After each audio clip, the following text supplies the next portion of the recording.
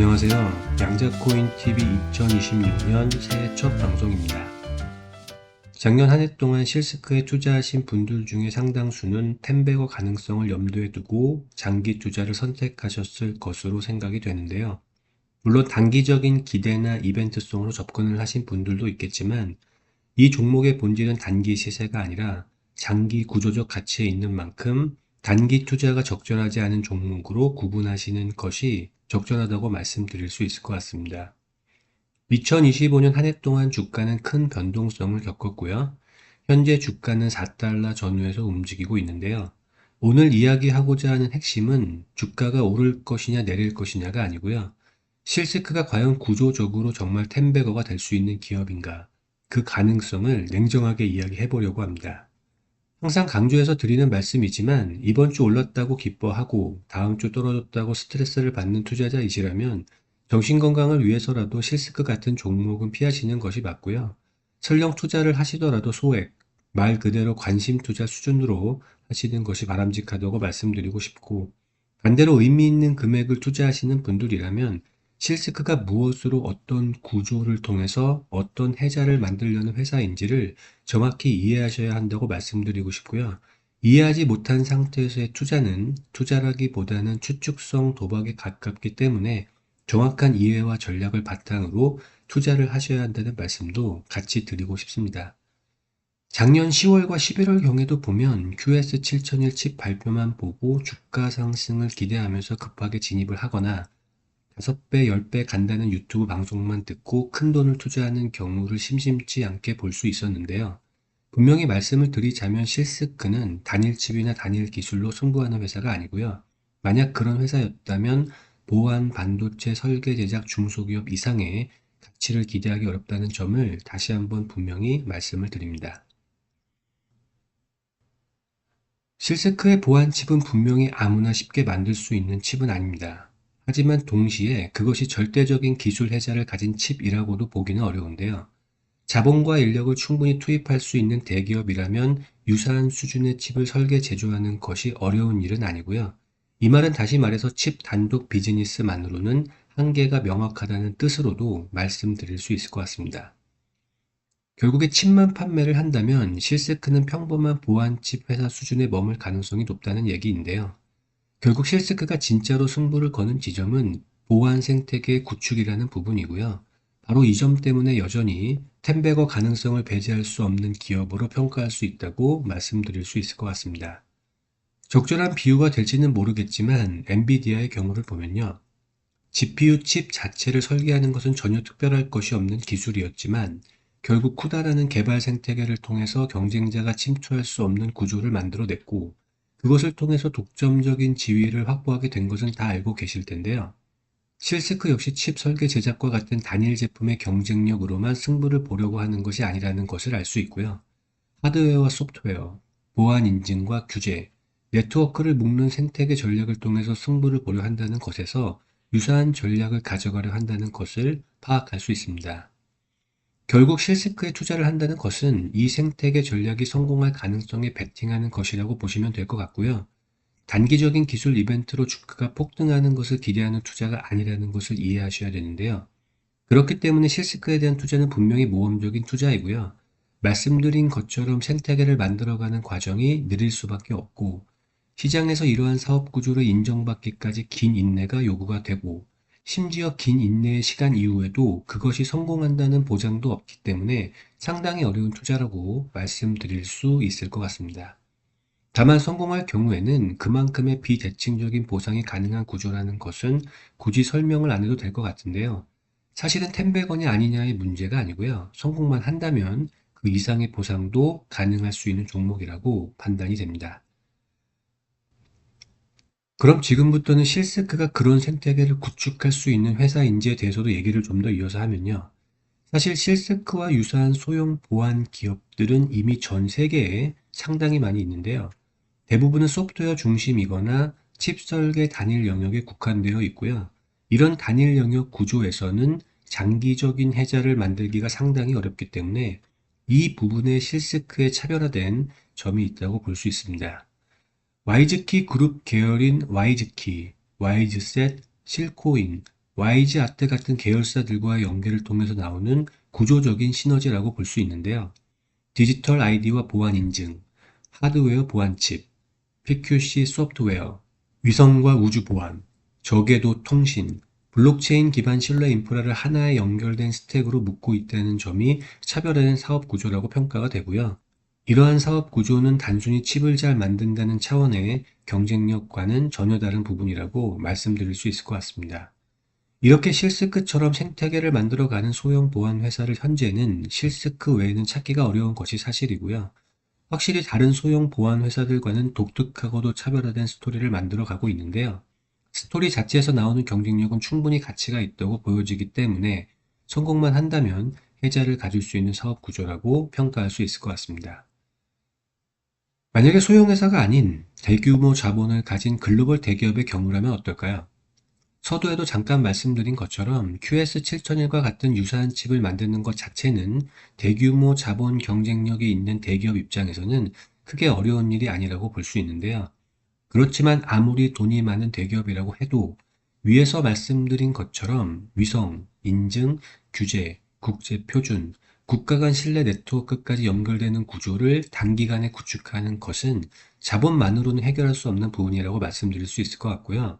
지금까지 실스크가 추구해온 이러한 생태계와 앞으로 만들어갈 생태계를 모방하는 것은 상당히 어려운 일이라고 볼 수 있기 때문에 자본이나 기술력만으로는 이러한 생태계를 따라오기는 어려울 것으로 보입니다. 결국 자본이나 기술력만으로는 실스크가 만들어가는 생태계를 모방하거나 따라하기 어렵다고 평가가 되고요. 이 부분이 실스크의 경제적 혜자를 만들 수 있는 부분이라고 보시면 될 것 같은데요. 이것이 기술 한 방으로 승부를 보는 기업과 다른 부분이고요. 그래서 더 어렵기도 하지만 어쩌면 더 가치가 있다고도 얘기할 수 있을 것 같습니다. 여기서 조금 더 나아가서 이런 경우도 생각해 볼 수 있는데요. 구글이나 MS, IBM 같은 양자 리딩 기업들이 막강한 자본력을 동원해서 실스크가 추구하는 그런 보안 생태계보다 더 강력하고 안전한 보안 생태계를 만들어 버리겠다고 하면 어떻게 될까요? 사실 충분히 그럴 능력과 기술을 가진 회사들이어서 이론적으로는 가능하다고 말씀드릴 수 있을 것 같은데요. 다만 현실적으로는 양자 컴퓨터를 개발하는 기업이 동시에 양자 보안의 신뢰 중립자 역할을 한다는 것이 고객의 입장에서는 받아들이기가 상당히 어렵기 때문에 한계가 있을 수밖에 없고요. 창과 방패를 동시에 파는 구조는 역사적으로도 신뢰를 얻은 전례가 없는 만큼 창과 방패를 동시에 성공시키는 것은 양자와 관련 없는 대기업이 자본을 투입해서 실스크 생태계를 따라하는 것만큼이나 어렵다고 말씀드릴 수 있을 것 같습니다. 결국은 빅테크가 하는 보안 연구는 자체 기술 보호를 위한 내부 실험적 성격에 머무를 가능성이 크고요. 국가나 금융, 인프라 수준의 양자 보안 생태계는 오히려 독립적인 제3자 구조를 요구하기 때문에 결국 이 지점에서 실스크의 차별화된 포지션이 성립한다고 볼 수 있을 것 같습니다. 여기서 추가적으로 실스크가 보여준 최근의 행보도 같이 분석을 좀 해보면요. 실스크는 기본적으로 기존 반도체 공정과 가장 잘 호환이 되는 실리콘 반도체 공정 시모스 기반의 실리콘 스핀 큐비트 방식이 결국에는 궁극적인 양자 시대의 대중화를 가져올 것으로 내부적인 입장을 정리한 것으로 볼 수 있고요. 콜리브리 TD, 이어로 Q, 커블리와의 협력을 보면 실스크 생태계 구축에 있어서 실스크가 궁극적으로 지향하는 방향이 어디인지가 극명하게 드러난다고 볼 수 있습니다. 커블리나 이어로큐가 설계를 하고 콜리브리티디가 제어 소프트웨어를 담당하게 되면 실스크는 그 양자칩 제어칩이 실제 상용화 가능한 규제 시스템에 들어가게 하기 위해서 필요한 보안과 신뢰 체계를 칩에 내장하게 되고요. 이 모든 것이 인텔의 시모스 공정 위에서 구현 가능해지는 형식이라고 보시면 되는데요. 중요한 점은 이러한 협업에서 실스크의 위치는 단순히 칩 위에 보안 모듈을 끼워 넣는 수준이 아니라는 것이고요. 양자칩 설계 초기 단계부터 보안 아키텍처를 반영을 하고 칩 설계 자체의 보안과 신뢰 스택을 통합하는 구조라고 볼 수 있기 때문에 아키텍처 수준의 통합이라고 보시면 될 것 같습니다. 자동차에 그냥 내장형 내비를 다는 것을 생각하시면 안 된다는 말씀인데요. 양자칩 자체를 통째로 실스크 보안과 신뢰 생태계에 연결시키는 것으로 보시면 되고요. 칩 하나를 생태계 진입점으로 만들고 이후 모든 연결 시스템과 플랫폼에서 실스크 신뢰 스택을 요구하게 하는 구조가 된다고 보시면 될 것 같습니다. 양자칩이 곧 실스크 생태계에 입구가 되는 구조이기 때문에 칩을 설치하는 순간 시스템 전체가 실스크의 보안, 관리, 인증 생태계 안으로 들어오게 되는 것을 의미하는 것이고요.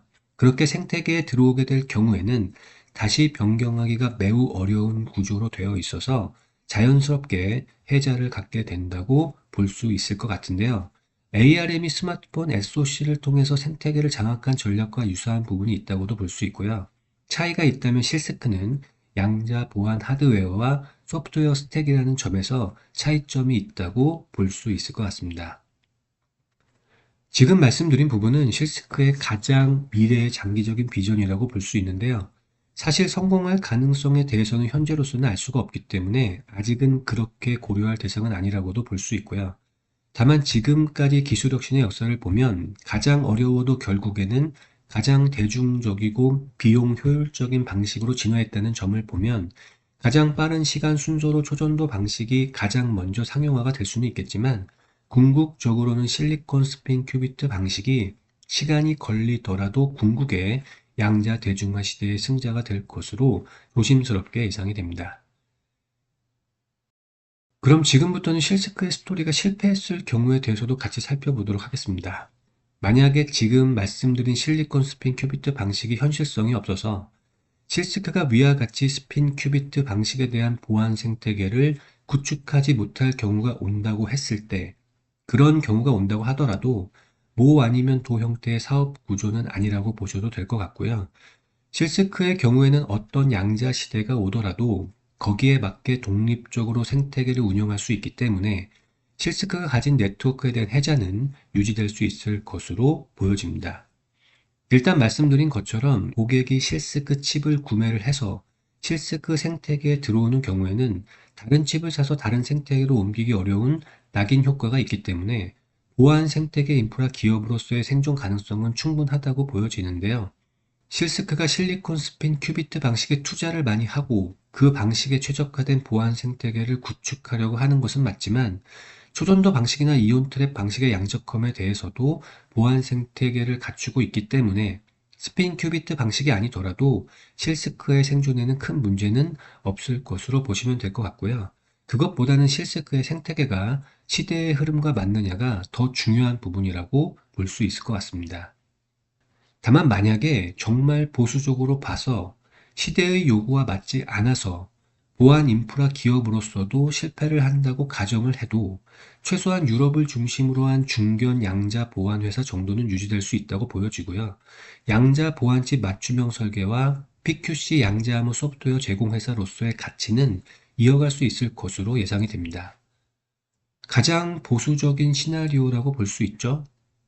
지금의 이 상황이 다행인지는 모르겠지만 현재 주가는 가장 보수적인 시나리오만을 반영하고 있는 상황이기 때문에 투자자로서는 크게 걱정할 부분은 없다고 보여지는 상황이고요.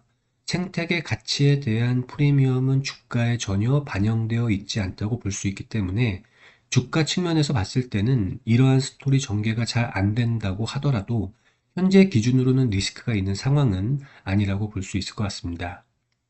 그렇지만 실스크가 그저 그런 보안칩 설계회사보다는 보안 인프라 기업으로 성장할 가능성이 더 높다고 보여지고요. 또 회사가 그런 보안 인프라 기업으로 가기 위해서 여러 협업과 비즈니스를 하는 만큼 시간이 흐르면 그 성과가 나오리라고 예상해 볼 수 있을 것 같습니다. 마지막으로 주가 얘기하면서 마무리하려고 하는데요.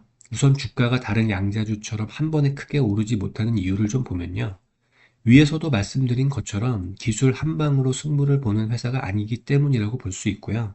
보안이라는 분야에서 서서히 생태계를 구축하는 회사이기 때문에 확실한 신호가 오기 전까지는 주가가 잘 움직이지 않을 가능성이 확률적으로 앞으로도 높다고 보여집니다. 솔직히 지금은 양자보안 분야에서 생태계를 가지고 해자를 구축한 회사의 이미지는 아직 아니기 때문에 아마도 실스크가 추구하는 생태계가 어느 정도 완성이 되고 해자를 갖는다는 신호가 올 쯤이 되어야 투자자가 기대하는 그런 주가의 폭발적인 반응이 있을 것으로 예상이 되는데요. 다만 양자 보안칩은 이미 작년에 출시를 했기 때문에 올해부터 조금씩 이미지 전환이 어느 정도는 있을 것으로 보여지고요. 그런 만큼 올해가 실스크 사업의 전환점이 될 것으로 생각이 되기 때문에 실적을 동반한 추세적인 상승은 아니더라도 변동성은 극심하겠지만 1년 기준으로는 그래도 우상향을 할 것으로 예상이 되고요. 작년보다는 더 좋은 실적이 있을 것으로 예상이 됩니다. 다만 추세적인 주가의 상승까지는 말씀드린 것처럼 시간이 필요하고요. 그 성공이라는 것 역시도 장담할 수 없기 때문에 역시 실스크 투자는 장기 투자이면서도 매우 리스크가 큰 투자라고 다시 한번 강조를 드리고 싶습니다. 투자라는 것 자체가 불확실성에 대한 확률 게임이기 때문에 그런 측면에서 개인적으로 실스크는 충분히 10배거 이상의 후보 종목이라고는 다시 한번 말씀드릴 수 있을 것 같고요. 지금 시총 대비해서는 이 정도의 가치 있는 종목을 찾는 게 쉽지 않다고 말씀드릴 수 있을 것 같습니다. 다만 취미가 아니라 정말로 진지하게 실스크에 투자를 하실 분들은 리스크를 감당하실 분들만 투자를 하셔야 하고 말 그대로 하이 리스크지만 하이 리턴을 원하시는 분들이 투자를 하셔야 한다는 말씀을 드리고 싶고요. 단기적인 변동성에 휘둘리지 않고 장기 투자하실 분들만 투자를 하셔야 한다는 말씀을 마지막으로 다시 한번 강조를 드리면서 오늘 방송 마치도록 하겠습니다. 오늘도 시청해 주셔서 감사드리고요. 다음 시간에 또 찾아뵙도록 하겠습니다. 감사합니다.